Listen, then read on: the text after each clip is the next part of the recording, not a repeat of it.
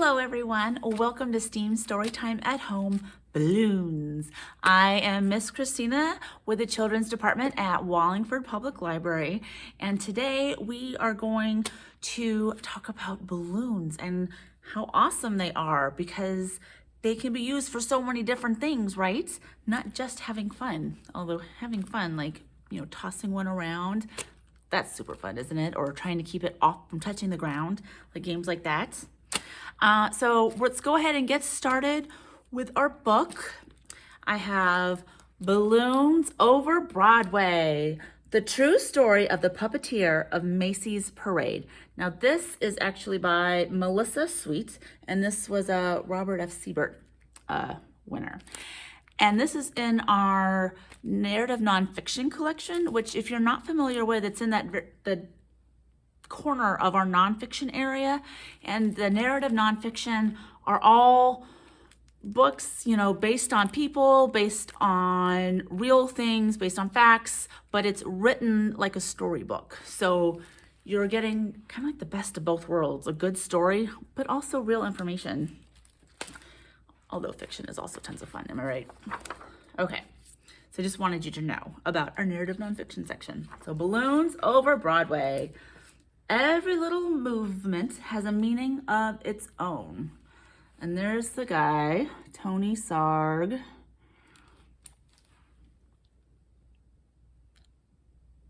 Yeah, it says Sarg rhymes with arg, so that's how you know. Very helpful, am I right? From the time he was a little boy, Tony Sarg loved to figure out how to make things move. He once said he became a marionette man when he was only 6 years old. So that's like your age, guys. His father asked him to feed their chickens at 6:30 in the morning every day. Tony had an idea. What if he could feed the chickens without leaving his bed? He rigged up some pulleys and ran a rope from the chicken coop door to his bedroom window. That night, he spread chicken feed outside the chicken coop door. So 1, spread the feed the night before. 2, pull the rope. 3, door opens, chickens come out, and they get to eat. Let me show you that picture. You see that? The next morning, Tony pulled on the rope and the door to the chicken coop opened. The chickens ate their breakfast, Tony stayed snug in his bed, and his dad, so impressed, never made Tony do a chore again. Although as a parent, I find that one hard to believe. Am I right? But maybe, I don't know. When Tony grew up, he moved to London, where he discovered that no one was making marionettes for kids anymore. So, out of wood, cloth, and strings, Tony began to make puppets. He figured out ways to make his marionettes' movements so lifelike that they performed as if they were real actors. Word soon spread about Tony's amazing marionettes. When Tony moved to New York City, the Tony Sarg marionettes began performing on Broadway.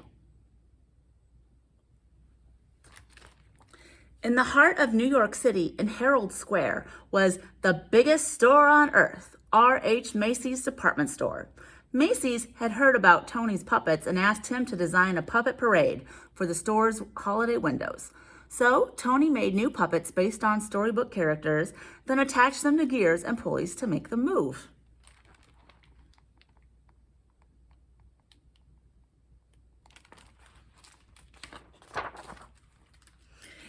In Macy's Wondertown windows, Tony's mechanical marionettes danced around the stage as if by magic.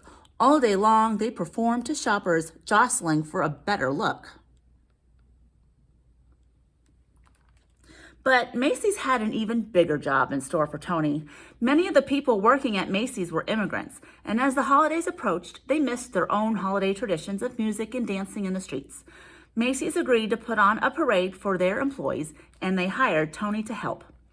Tony, too, was an immigrant, so he loved the idea of creating a parade based on street carnivals from all over the world. He made costumes and built horse-drawn floats, and Macy's even arranged to bring in bears, elephants, and camels from the Central Park Zoo.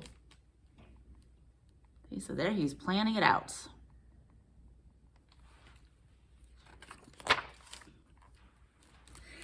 The animals joined hundreds of Macy's employees on Thanksgiving Day, 1924, winding their way from Harlem to Herald Square. It was a dazzling parade.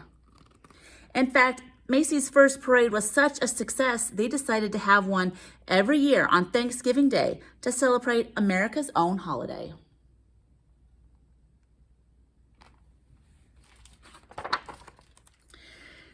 Each year, the parade grew, but when Macy's brought in lions and tigers, in addition to the bears, elephants, and camels, the animals roared and growled and frightened the children.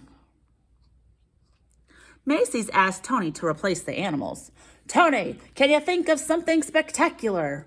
"Okay," he says. Tony hoped to replace the animals with some kind of puppets, but his marionettes were less than 3 feet tall. He would have to make much larger puppets in order for them to be seen in the parade. And how could he make them strong enough to hold up in bad weather, yet light enough to move up and down the streets? Tony knew of a company in Ohio that made blimps out of rubber, the perfect material for any weather. When he called the company and showed them his sketches, they agreed to make what Tony wanted. Still, how would Tony make his puppets move? Then Tony had an idea from an Indonesian rod puppet in his toy collection. See that?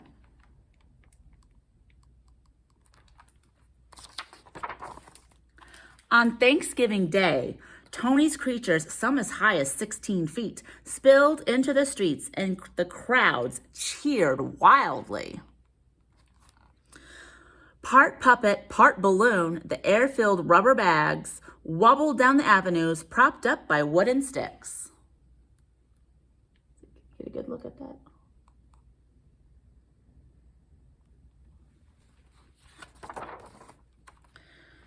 But now the sidewalks were so packed with people that only those in the first few rows could really see the parade.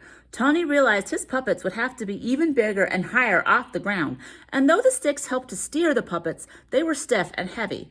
Tony wanted his balloons to articulate, meaning to move and to gesture, more like puppets. But how?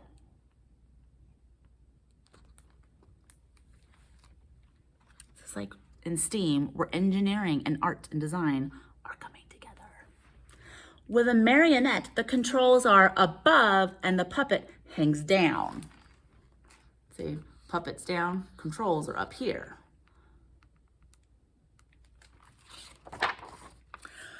But what if the controls were below and the puppet could rise up?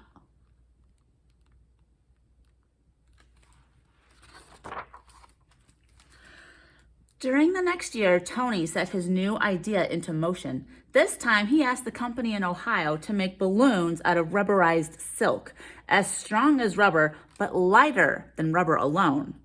Most important, Tony ordered the balloons to be filled not just with air, but with helium too. Since helium is lighter than air, it would make the balloons rise.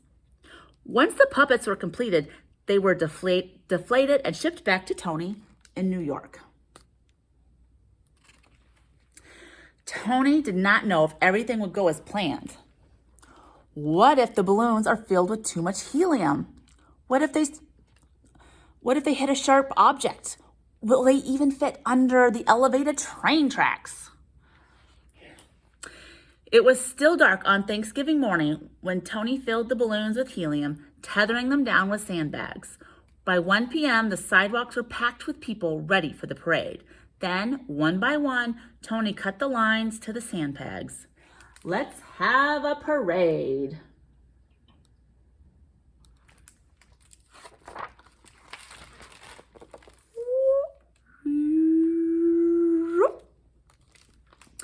And the magnificent upside-down marionettes rose up to the skies. Whoa, let's see if I have it back here, then you can see it all. Behave page. Pretty awesome, huh?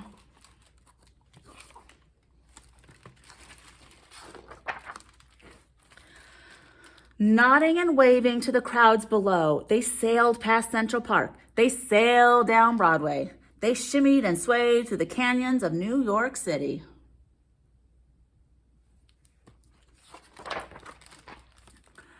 High above the crowds, they flounced in the afternoon wind, pulling the rope handlers this way and that. Yet with every heave-ho, the balloons gestured and articulated like wild puppets, and the crowd screamed for more. After the balloons were eased under the L, they ended in front of Macy's at Tony's Wondertown windows. It was a parade New Yorkers would never forget.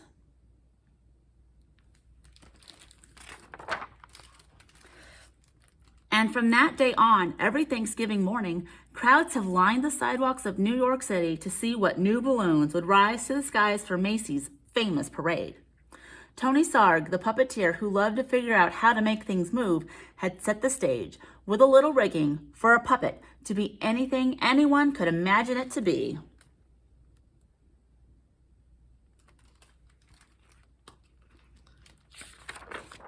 All right, the end. And then if you ever happen to check out the book, it's got some stuff more about Tony Sarg and whatnot. We're not gonna do that right now. All right, isn't that really cool? So they used balloons to make these really large animals for the parade, right? And he used helium in them so that they would rise up.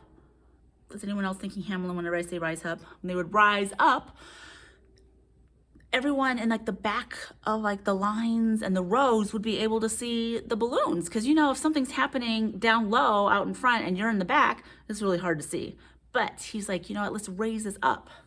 And the balloons, they were light enough, right? With the rubber and the silk.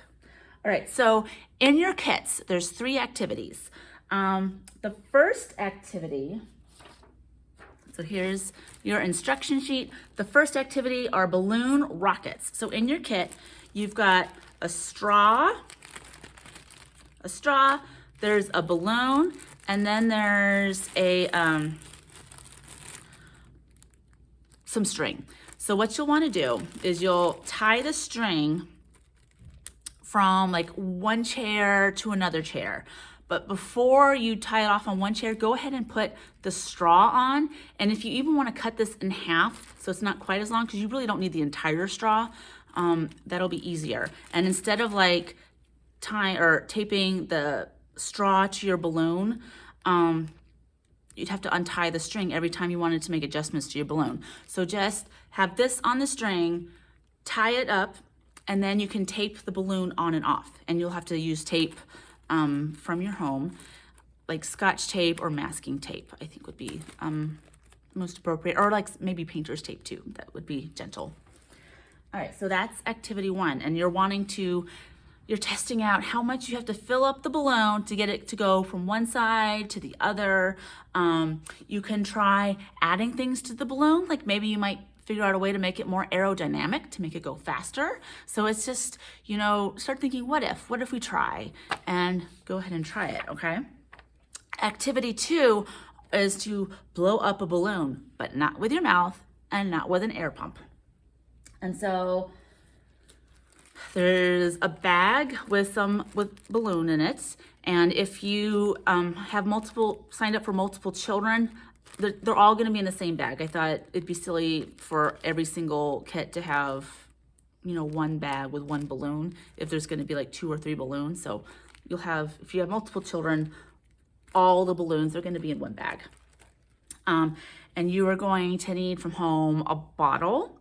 You're going to need some baking soda and some vinegar. And there's the instructions on here. But the tip is that you put the vinegar into the bottle, and then you use a funnel. You'll also need a funnel to put the baking soda into the balloon. And then so we have the balloon and the baking soda's at the bottom, you can put the lid or, you know, the mouth part around the bottle mouth, and then when you're ready to start your experiment, you lift it up and you shake the balloon so that the baking soda falls down into the bottle, and then maybe you can fill up your balloon. Wouldn't that be amazing? It should work. If it doesn't, you might need some fresh baking soda. And then other things you can try out with it is how, like I gave you the instructions for what should work, but you can try, then experiment with less materials, like maybe less baking soda, more vinegar, less baking soda, or less of both ingredients. You could try both and more of both, but then be careful, could get a mess.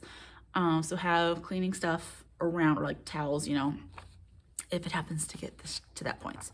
And again, just think, what if we try this, all right? And then write down or draw your results down, so you can remember what happened. And then the third activity is designing a balloon. So like a parade balloon or even a hot air balloon, you're going to, first, like on a sheet of paper, plan out what you want to do. Maybe you want to do like a cat, for example. So you'd figure out where you want to put the ears and like how you might want to do whiskers and where the nose goes and the eyes. And then you will blow up your balloon and then start putting your design into action. Now, everyone's got glue dots and they're on these rolls. If you've never used a glue dot before, you are in for a treat, although it could be frustrating. There's a bit of a learning curve with glue dots, but once you've got it figured out, it's awesome because you don't have to wait for them to dry like you would with like Elmer's glue or white craft glue, anything like that. And it's not, you're not going to burn yourself like with hot glue. All right, so you'll have a little piece with the glue dot on it. Go ahead, don't just take it off so you have the glue dot in your hands, because then it's not gonna work. It's gonna get all messed up, it's gonna stick to you. So don't even like put it on your fingers. That's a recipe for disaster. So the glue dot on the backing, go ahead and press it to wherever you're going to put it, or onto one item, and then kind of rub it a bit, and then you peel off the backing. So now the glue dot is on my construction paper, and then you can take this and glue it onto your balloon, or if you're gluing two things together or two other things, then you can just like stick it on. All right, see there, and I don't have it on my hands, and this is securely on. All right, I hope that you guys have a ton of fun doing this. If you happen to take pictures, I love to see them. And you can either email them to me, or if you post them on social media, you can tag the library so that we can see what you guys are up to. And as always, if you have any questions, just, give me a call or email me. Have fun, guys. Bye-bye.